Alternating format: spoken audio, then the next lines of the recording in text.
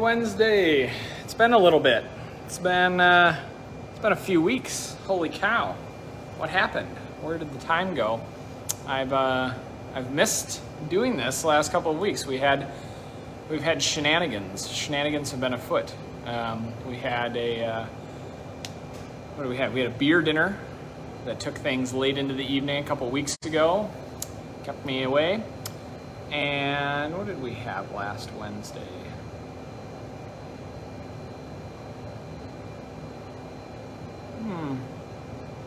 I don't know. Who can remember a week from a week ago? Especially when you're live and trying to think of something in the moment. Well, either way, cheers, we're back. Happy Tap Talk. Hope you are enjoying what is maybe the best part of the whole season in the Northwoods, the lovely September weather. Cheers to that. If you can't tell what this beer might be, then I don't know if we can be friends. What is Ian going to be just drinking to kick off Tap Talk Wednesday? Any guesses? Oh, it's real good. I'm going to have another sip. All right, it's late September. Let's do some beer detective work. It's late September. I like me a good traditional beer. It is an amber color. Maybe looks a little bit like fall. What's the next month that comes after September? I think they have a festival in Germany to celebrate it. All right, it looks like Xylus got it with the Marzen at least. All right, it is the Schell's Oktoberfest. Maybe, I don't know. I try not to be too biased one way or another, but I'll be damned if I don't just love the Schell's Oktoberfest every year. It's just so good. And I will say this, that Oktoberfest is a pizza beer, in my opinion, that, it's good to eat with pizza. You know, it's an adaptable food beer. It's good with ribs.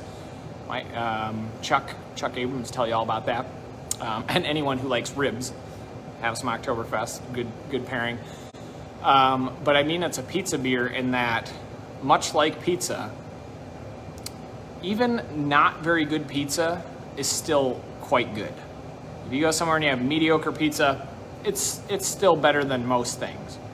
Similar to Oktoberfest, even a poorly made Oktoberfest, still pretty damn good. And that makes a very good Oktoberfest like next level amazing. And this is one of those. Schell's is probably one of the highest quality German style beer makers in the United States. I think that's not really a stretch. I don't think you'd find anyone really fighting you to argue with that statement. So go to New Ulm, Minnesota. Take a trip down there. Their Oktoberfest is coming up middle of October. They do some fun fests. There's now a new distillery there. It's worth checking out. Started by the sort of heir to the Marty family of brewing, has now ventured off into form Black Frost Distilling. So if you need a recommendation, they just opened. We haven't even been there, but we love Jace, and I'm sure it's wonderful. So check that out. Go to New Ulm. Take a trip.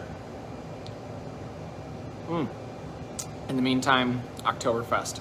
I'll be doing a post on Friday about some of the history of Oktoberfest. The super short version of it is that it's Marzen beer, which means March in German, meaning that's meant when the beer was brewed traditionally and brewed with the end of the year's supplies to be a beer that would age over the summer and then be able to, basically Oktoberfest beer would have been kind of enjoying, sort of raiding the cellar, finishing off a lot of the last of the beer from the prior year, because it's not easy to make beer during the summer, kind of pre-sanitation and everything. Pre sort of modern era beer, and then the whole festival kind of came around the wedding of the Princess Therese of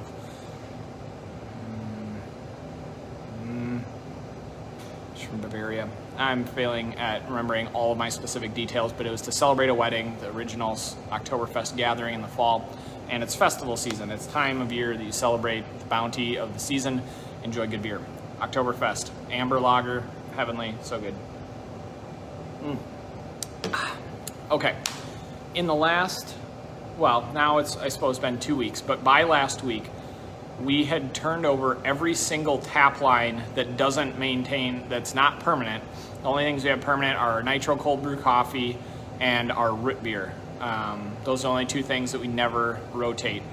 Every other thing on the tap list changed in just over a week, which is the first time that that's ever happened. That much rotation, and a lot of it's just serendipity. I mean, we had the Labor Day holiday in there, which certainly contributed, but a lot of kegs that just hit the tipping point, and so super cool. So in that time, I was like, I'm going to be hammered tonight if I drink all the new beers. So I'm going to break it up into chunks and just feature a few of my favorites. Shell's Oktoberfest honestly won't be around all that long because people like drinking it as well. I got a big barrel of it, but you know, it's just that time of year. It's beer drinking time. I mean, not that any time isn't, but now is particularly beer drinking time, I think.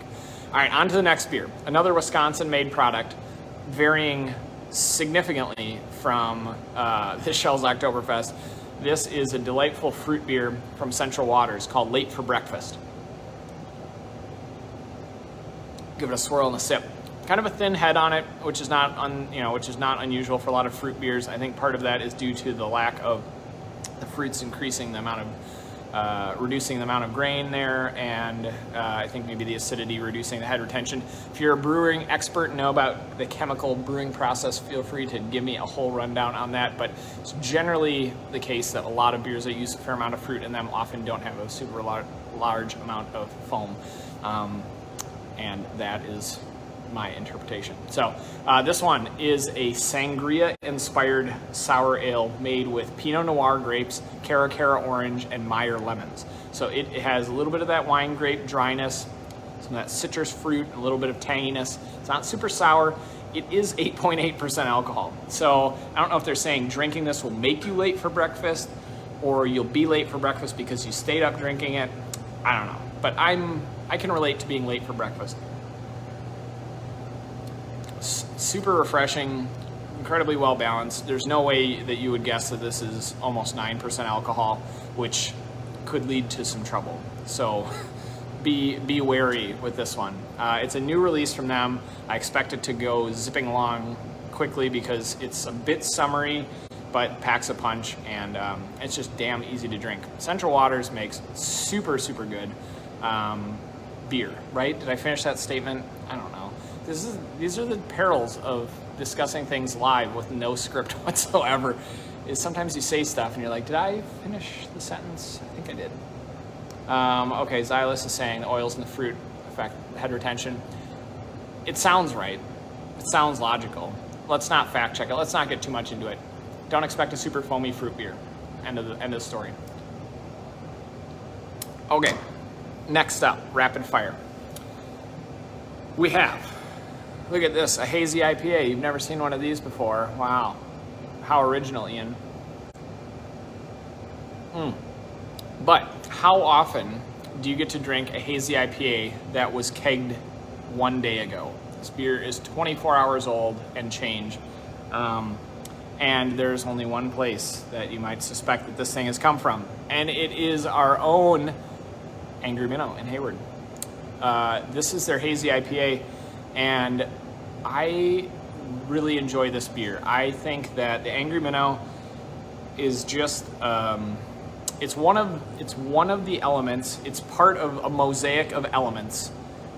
The Hayward area, not just Hayward specifically, but the Hayward, greater Hayward area mosaic of quality of life. If you enjoy beer at all, or just a decent atmosphere, the Angry Minnow has got to be part of that atmosphere, I think, for that. When Ashley and I moved to Hayward a little over 8 years ago, we'd been coming up here for several years. I had been prior to that, and had gotten to know the Angry Minnow, and had always felt like, it's a cool place. They make some good beer. Yeah, when we moved here, leaving behind all the great beer that was in the Twin Cities, I was a little bit like, ooh, what are we gonna have for our local beer?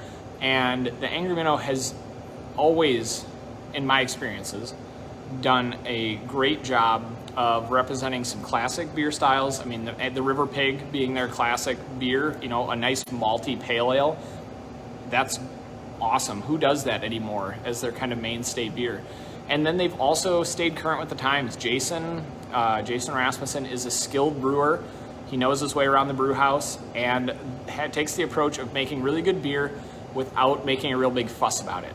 I think a lot of other breweries make poor quality beer and hype the shit out of it way more than what we see from the Angry Minnow.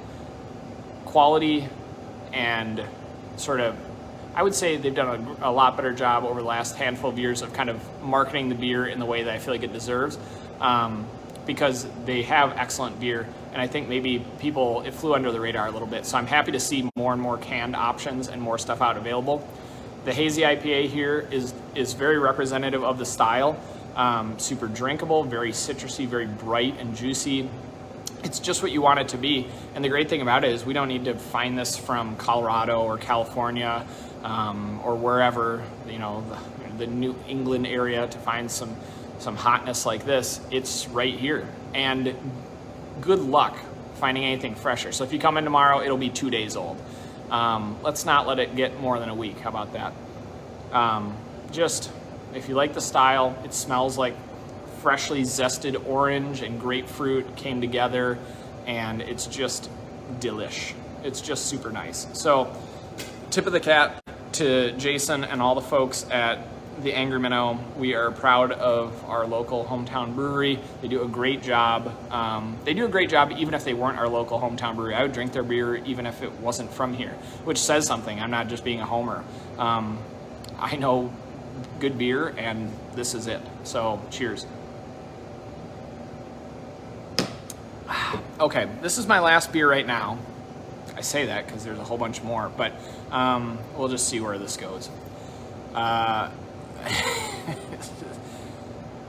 enjoy at least some of the harassment that I get in the comment section, and I encourage it. So if you're watching along and being like, oh, Ian doesn't pay attention to what I see all your little remarks. I see your little things. I might not always call all of them out, but Mike Farron has been a key harasser. He's also currently, if you come in tomorrow for our Thirsty Thursday beer short, look for a guy who you be like, is that a Stanley Tucci imposter? It might be. It could. Is it him?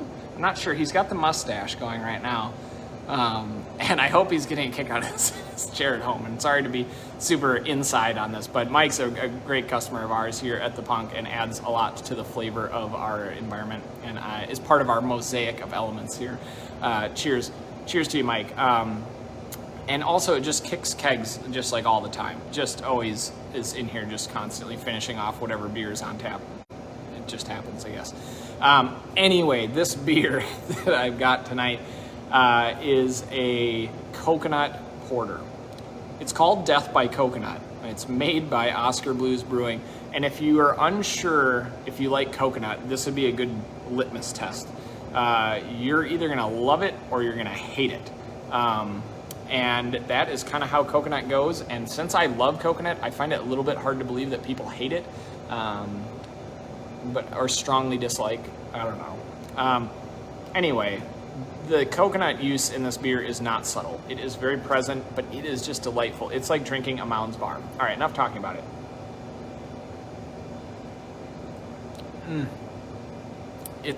I don't get sick of this beer. I've had it several times.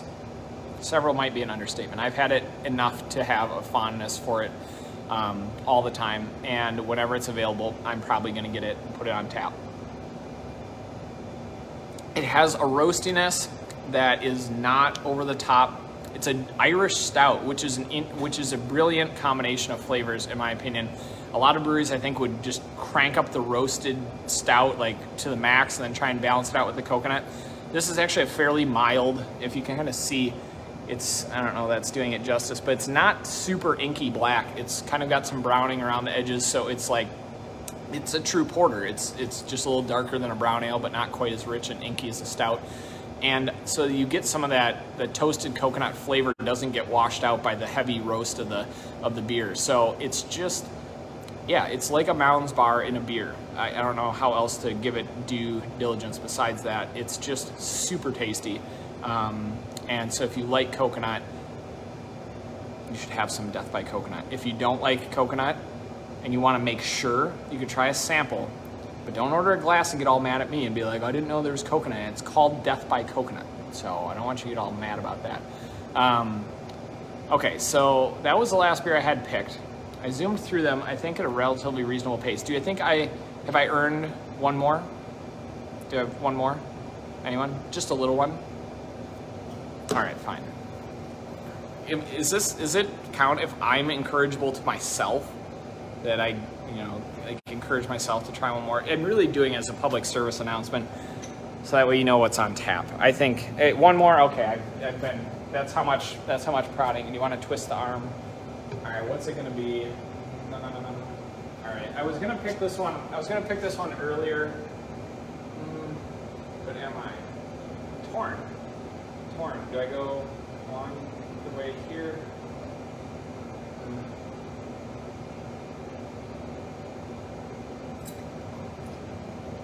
All right, I went for the fruity stuff. Ashley doesn't want to come pick me up. All right, that's fair. All right, there were a couple that I could have gone from, and this one is just too much fun. I can't promise you it'll be around all that much longer through the weekend because we've been going through it, so I don't want to get your hopes up and then dash them. But it is New Glarus, so even if you come here and it's been snuffed, you'll find it around in the area. But this beer is made with some fruit, in case you weren't totally sure.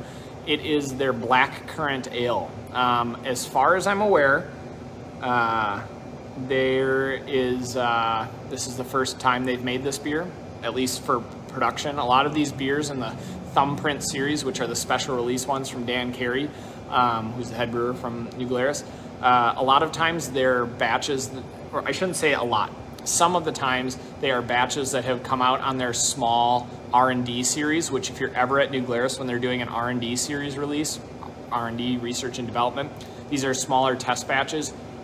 Some of the best beers I've had.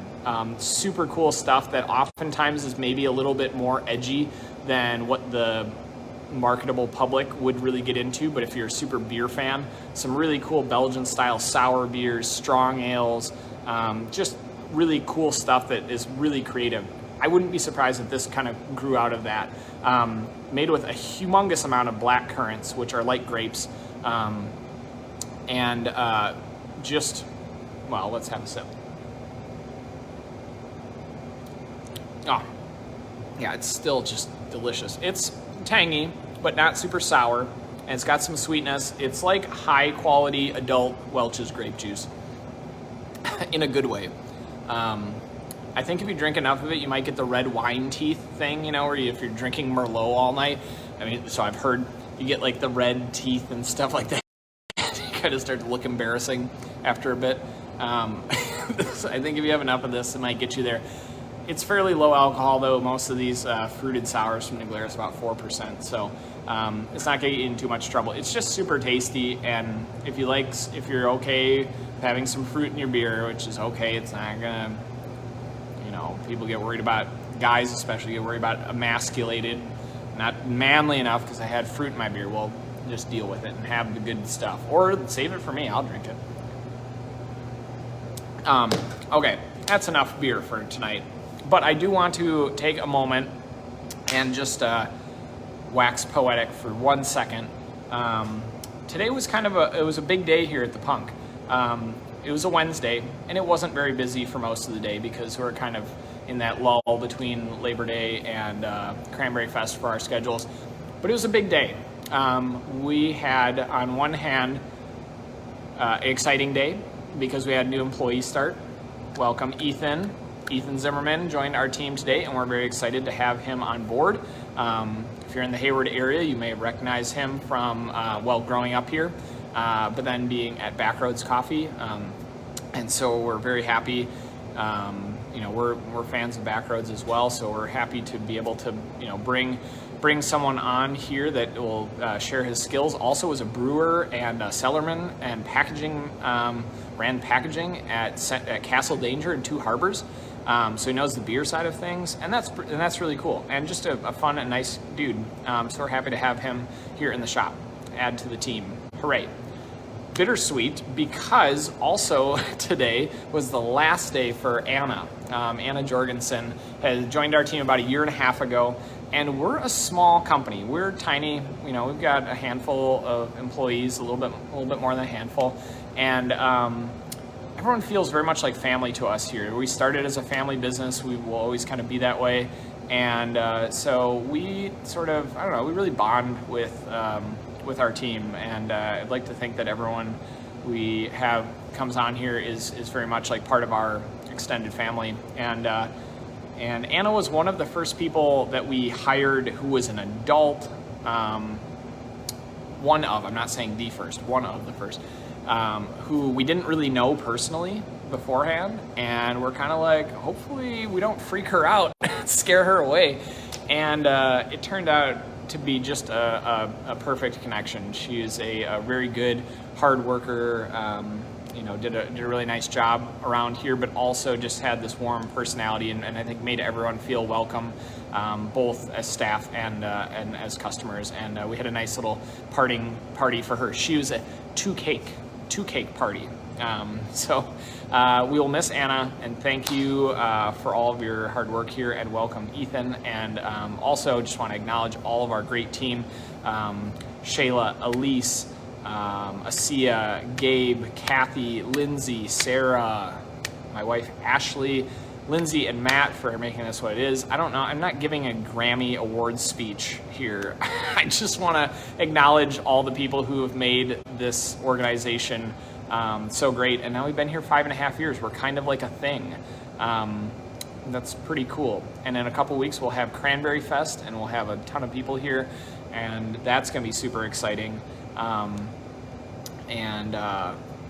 I don't know, that's all I've got. I just wanted to say thank you for all the people who've done, who just have made this place so very cool, and just humbled to be to have all these people in our lives, and then all of you who happen to be taking the time to watch this. Hopefully I've gotten a chance to hang out with you and enjoy some beer or coffee at some point, and I look forward to doing more of that in the future.